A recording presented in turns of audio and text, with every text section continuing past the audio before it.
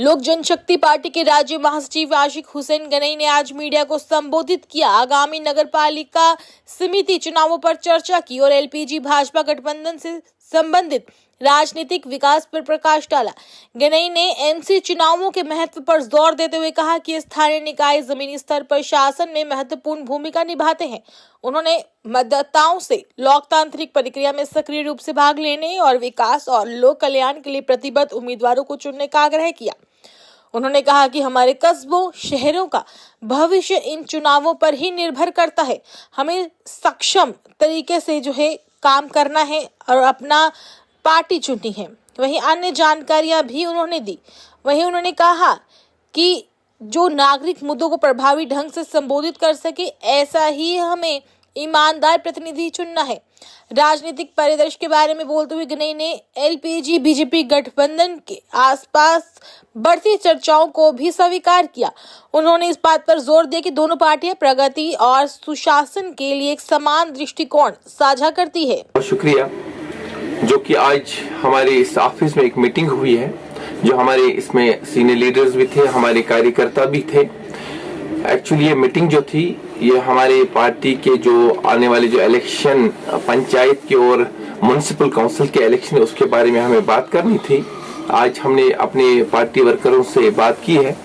As मैं party का state general secretary Jammu and Kashmir UT के हैसियत से आपसे बात कर रहा हूँ और उम्मीद है अपने सरकार पे कि जल्द से जल्द इसकी भी नोटिफिकेशन निकलनी चाहिए, ताकि जो लोग हैं उसमें हिस्सा लेंगे, जिस तरह असेंबली में लोगों ने हिस्सा लिया है उसी तरह यहाँ पे पंचायत और म्युनिसिपल काउंसिल में हिस्सा ले लेंगे।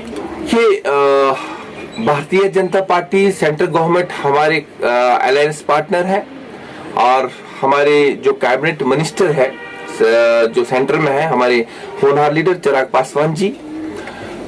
बेशक हमने अलायंस किया है और अलायंस पार्टनर भी है, और जो इलेक्शन होगा इसमें हम शायद एलजेपी की भी कहीं ना कहीं हिस्सा ले लेंगे इस इलेक्शन में।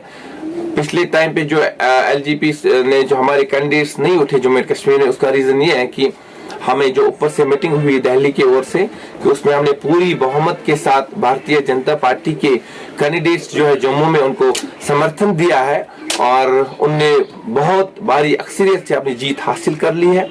और हमें उम्मीद है कि जो अब कश्मीर की बारी जब आएगी म्युनिसिपल या पंचायत की, उसमें भारतीय जनता पार्टी के लीडर्स भी हमें भरपूर सपोर्ट करेंगे एलजेपी लीडर्स को, और हमारा भी फर्ज बनता है as alliance Bharatiya Janata party के लीडर्स जो उठेंगे हमारा समर्थन उनको पूरा होगा। मैं एक बात बताऊं, हर बात जो है भारतीय जनता पार्टी पे जो अपोजिशन लीडर्स है वो हर बार उंगलियां उठाते हैं, क्योंकि इनका काम ऐसा ही है कि भारतीय जनता पार्टी के लीडर्स हो या इस सेंट्रल गवर्नमेंट की हुकूमत पे हाथ उठाना। हम उनसे कहना चाहते हैं जो अल्कोहल यहाँ पे लाया है वो अगर देखा जाए कहीं ना कहीं नेशनल कॉन्फ्रेंस ने उसकी लाइसेंस दे दिए, उसकी परमिशन दे दी अपनी हुकूमत में। भारतीय जनता पार्टी का साइन वहां पे नहीं है किसी लीडर का, क्योंकि हुकूमत भारतीय जनता पार्टी की जम्मू एंड कश्मीर में रही नहीं, क्योंकि सेंट्रल गवर्नमेंट में हमारी हुकूमत है, यहाँ पे तो यूटी है। हम चाहते हैं कि जिस तरह कल डाक बंगले में आपने देखा होगा कि आप लोगों ने ही वहां पे बाइटें की, आप लोगों ने उस प्रोग्राम की कवरेज की है। उधर जिस तरह मोहम्मद अनवर खान साहब ने बता दिया कि इस पर अल्कोहल पे बैन आनी चाहिए, जब उसने बताया है तो फिर मुझे लगता है आनी चाहिए, क्योंकि उसने कल खुद अब बात की है आप लोगों के साथ। तो हम भी चाहते हैं कि अगर बिहार में बैन है तो जम्मू एंड कश्मीर में भी इस चीज को बैन होनी चाहिए। आज भाजपा प्रधान कार्यालय बांदीपुरा में राष्ट्रीय परिषद सदस्य आरिफ राजा की